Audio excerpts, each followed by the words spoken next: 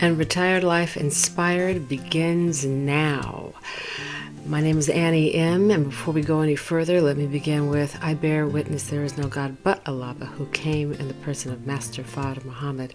I further bear witness that the most honorable Elijah Muhammad is his exalted Christ, and the Honorable Minister Farrakhan, that divine reminder and Messiah in our midst today. I greet you all in their names in the greeting words of peace of Assalamu alaikum, peace be unto you. This is what I would term as a repair version of this particular edition of Retired Life Inspired. I had done a previous episode concerning this particular topic, which, by the way, is arguing for your limitations, just a heads up. But something happened to the video, and so I'm like, oh darn. Okay, so we're gonna spring into action. We're gonna repair it, and we're gonna do it again because I think it's a really good topic and it's important. And I wanted to get this video out before the other video that's gonna come out today. Today is actually Friday. And I have another video that's going to be premiering later on this evening, so I want to get 2 out this week. So I thought, we'll put them out the same day, we'll do that. But before we go any further, do like and subscribe and like and share. I thank you for all those who have been supporting this channel. It is a labor of love. This channel is dedicated to those women 50 plus and single who find themselves navigating through a very, very interesting time. I am right there with you. Just to share a little bit about my background, and one of the reasons why I'm doing this channel is back in the 2007-2009 era. Remember that great big economic fiasco that took place at that time, and how things just seemed like they were falling apart. Well, for me, I was not unscathed. I was hit pretty hard. I lost life. I became a widow at that time. My husband passed away, also lost property, and experienced all types of shortages, and it was a rough time to get through. Once I got back on my feet, I figured, I got to prepare myself. I've got to secure myself smarter and better, so in the event I'm faced with a challenging time again, because they do happen, I'm prepared better. So I started looking and searching, and I found, by way of this wonderful educational platform that I am offering and would like to share with those of you ladies who might find yourselves in a similar situation, especially with the recent history of 2020, when those things that we thought were working for us before may not be quite working for us the same way, or we found ourselves shaken up, or maybe we did lose some things as well. So again, I have a wonderful educational platform that'll kind of help elevate us and take the technology that is out here today and use it as a tool in a very safe and non-intimidating atmosphere. To get to that, go ahead and check the description below. You will be introduced to my website, which is anniemonline.com, which will take you to a wonderful place where you, at your own pace, can learn how to educate yourself in the area of technology. I'm not a computer whiz, technology whiz by no means, but I was able, because of this wonderful platform, I built 2 websites. I am more confident online. I am doing wonderful things online. I'm actually putting businesses online, and this is the age we live in. This is the age we live in, and expanding the opportunities, allowing ourselves to go into those opportunities can feel a little intimidating, but this particular platform, I think you might want to check it out. And remember, as always, this is not just a platform for just those women who are 50 plus and single. Anyone can benefit from the information, so please feel free to check out the link below. It's anniemonline.com. Now, this is going to get us right into our topic for today, which is arguing for your limitations, which I did for quite some time before I actually was willing to go online and see what this new frontier had to offer me in ways of securing myself. So arguing for our limitations is something that we all do, wanting to stay small, wanting to stay in our comfort zone. And oftentimes it's to our own detriment. And it was something I had to learn to overcome as I would continue to study myself and overcome those obstacles. I had to learn to let that habit go. But I wanted to share it with you because it might be something that you might be dealing with, or you're someone that you know is dealing with, or maybe not realizing you're doing it, but kind of sounds familiar. Found a really great blog that someone had written a wonderful put a wonderful entry in their blog on dealing with this very issue. And basically it's about how arguing for our limitations, to argue for your limitations, and I'm just going to read this straight from it. And excuse me for rushing through. Like I said, this is kind of like this last minute repair. So excuse me, I'll try to slow down a little bit. But to argue for your limitations means you lay out an elaborate defense of having no capacity, no knowledge, no awareness, no time, no money, no babysitter. The focus becomes more on what you don't have than on what you do have. The emphasis situates itself on the limitation rather than the possibility. I know that. I've done that. Talking myself into a corner practically.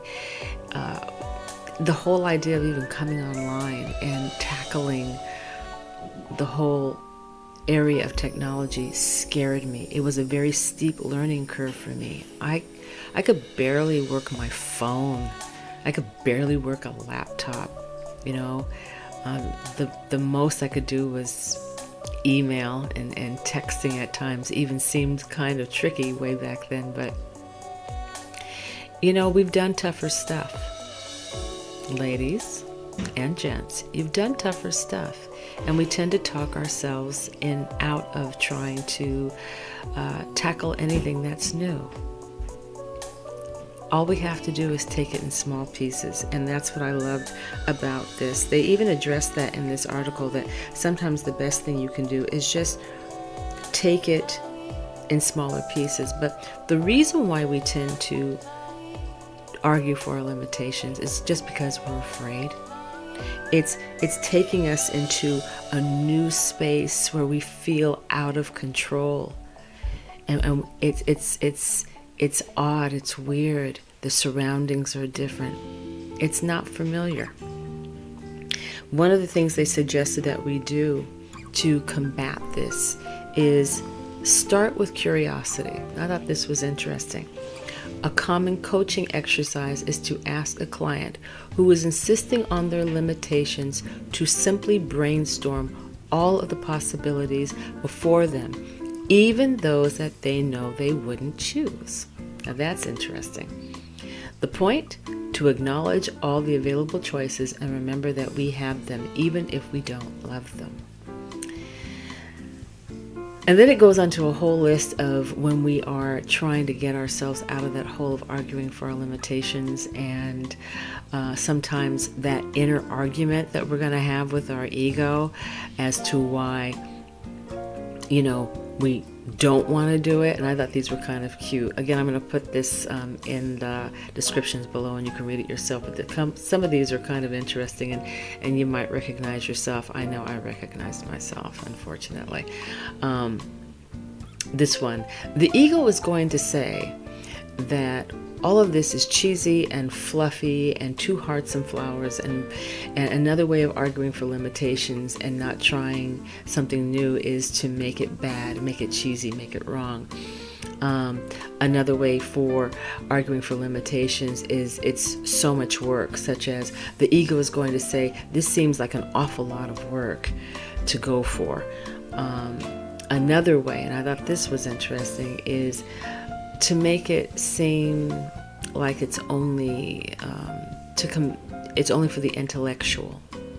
I thought this was interesting. So your ego might come from this angle, trying to talk you out of actually coming out of arguing for your limitations. I just think personal growth is a reflection of bourgeoisie ideals, and it's not rooted in actual science. Okay, so, you know, taking on this very condescending type of position that it's only meant, it's not meant for you. You don't need to do that. All of it we can just toss in one great big bucket and just say it's a bunch of nonsense. Look, we're scared. We don't want to change.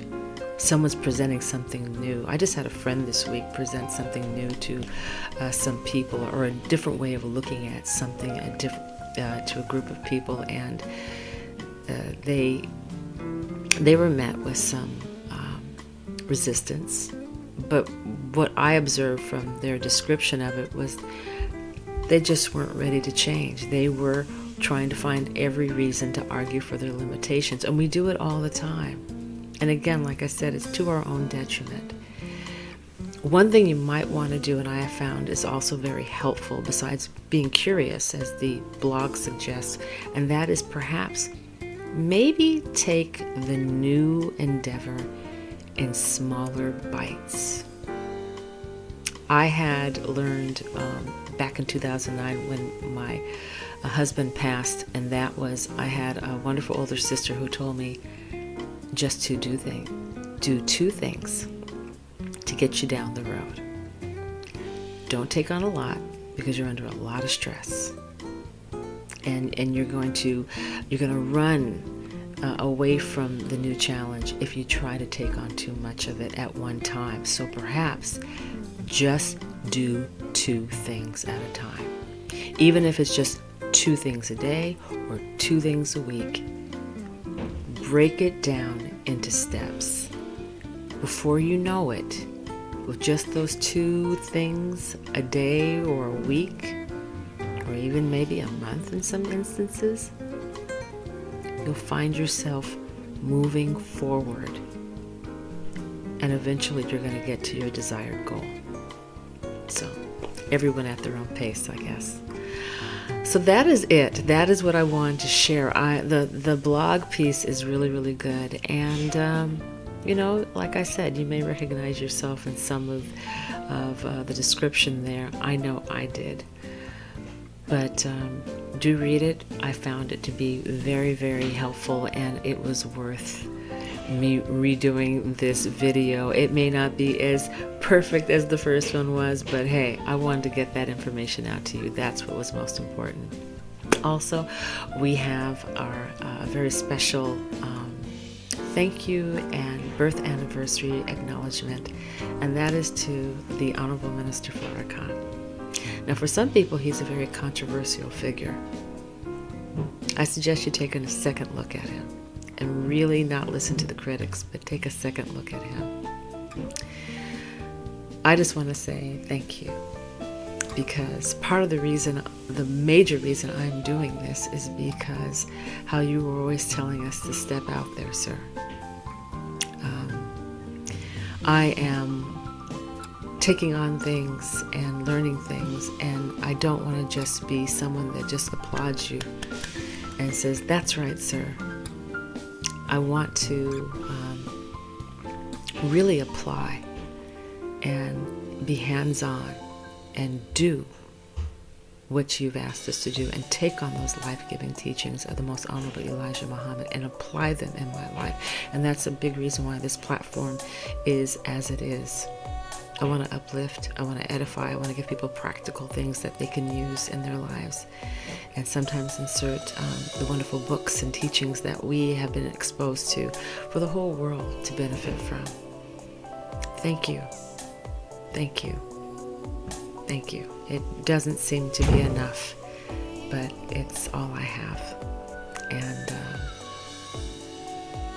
my actions are also part of that thank you. So, again, a beautiful birth anniversary week for you, sir. With that being said, do check all the special acknowledgements, including our new one you're going to see in there, and that is the Women's Morning Fajr Prayer. This is being spearheaded by our beautiful sister Malika Muhammad. How are you, Sister Malika? you can look and see the information for that. Again, it is women's only morning Fajr prayer. That information will be there among the others, including prayer and fasting radio, daily Quranic reading 30 and 30, and the wonderful musical collaborations by Kolor the Rapper, as well as Fasol Productions. Also check out AnnieMOnline.com for those that are looking for a different way to secure themselves in these adventurous and different times we find ourselves in. That's it for Retired Life Inspired today. Take care of you, be nice to you and those around you. It will come back tenfold. And as always, create your life inspired. Peace and take care.